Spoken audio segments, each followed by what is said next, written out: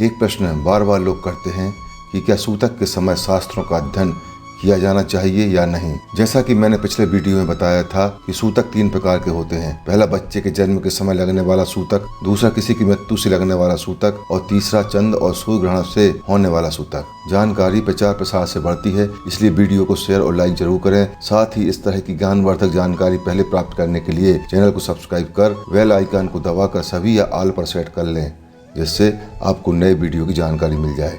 आइए सबसे पहले हम बात करते हैं मृत्यु से उत्पन्न हुए सूतक की, जिसमें सामान्य तौर पर 3 दिन में घर शुद्धि, 10 दिन में शरीर शुद्धि और 13 दिन में पूर्ण शुद्धि मानी जाती है। किसी की मृत्यु हो जाने पर परिवार में अशुद्धता और शोक का वातावरण रहता है और परिवार में रिश्तेदारों का आना जाना लगा रहता है। तो ऐसे समय में निश्चित तौर पर किसी का पूजा में ना तो मन लगेगा और ना ही उससे पूजा पाठ या अध्ययन के लिए कहा जा सकता है। मृत्यु के समय के पहले 3 दिन तो बहुत व्यस्तता भरे होते हैं। इस लिहाज से देखा जाए तो मृत्यु के 3 दिन तो निश्चित तौर से पूजा और शास्त्र अध्ययन वर्जित ही रहेगा।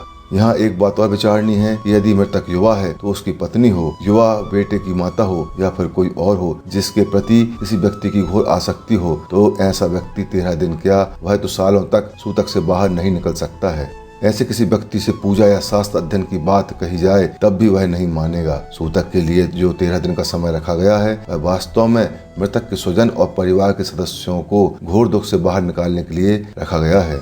इसके बाद मन बदलने लगता है और बेसमान होने लगते हैं। परिवार में किसी व्यक्ति की मृत्यु के बाद शोक का वातावरण रहता है और क्षणिक वैराग्य जैसी स्थिति होती है। इसलिए ऐसे अवसर पर गरुड़ पुराण और गीता आदि पढ़ने की सलाह दी जाती है। बहुत से लोग तो स्वजन की मृत्यु के बाद ब्राह्मण देवता से गरुड़ पुराण या गीता जी का पाठ कराते हैं। यह पाठ इसलिए कराया जाता है जिससे मृतक के परिजन शोक से बाहर आ सकें और सामान्य जीवन जी सकें। यहाँ यह बात स्पष्ट हो जाती है कि मृतक के परिजन यदि शोक मुक्त हैं तो निश्चित तौर पर शास्त्र अध्ययन कर सकते हैं, यदि नहीं है तो शास्त्र अध्ययन स्वयं ही नहीं करेंगे। इसलिए यह नहीं कहा जा सकता कि मृत्यु के सूतक में शास्त्र अध्ययन करना चाहिए या फिर नहीं करना चाहिए, क्योंकि यह निर्णय परिवार के सदस्यों की मानसिक एवं शारीरिक स्थिति पर निर्भर करता है कि वे अध्ययन करने की स्थिति में हैं या नहीं। अब बात करते हैं कि बच्चे के जन्म से लगने वाली सूतक के समय शास्त्र अध्ययन किया जाए या नहीं। यहाँ भी वही बात आती है कि जिस घर में बच्चे का जन्म होता है वहाँ पर अशुद्धता, व्यस्तता का वातावरण रहता है। उस समय परिवार के सभी लोग नवजात के आगमन के कारण अति प्रसन्न और व्यस्त रहते हैं। जिस तरह से मृत्यु के समय शोकमय वातावरण रहता है, उसी तरह से बच्चे के जन्म के समय आनंदमय वातावरण रहता है और पूरे परिवार में वही चर्चाएं चलती रहती हैं। बच्चे को मूल तो नहीं लगे, बच्चे का नाम क्या रखना है, आदि आदि बातों में समय व्यतीत होता रहता है। यही कारण है कि जन्म के समय भी 10 दिन का सूतक रख दिया गया। इसके पीछे एक कारण माता और बच्चे की सुरक्षा का भाव भी है, क्योंकि इस समय माता और बच्चा बहुत कमजोर अवस्था में होते हैं, जिससे दोनों को पूर्ण आराम की जरूरत होती है। इस अवस्था में बच्चे और उसकी माता के बीमारीग्रस्त होने की संभावना रहती है। इसलिए इस समय बच्चे और उसकी माता को एक कमरे के अंदर ही रखा जाता है, जिससे वे स्वस्थ होकर बीमारियों से लड़ने की क्षमता प्राप्त कर सकें।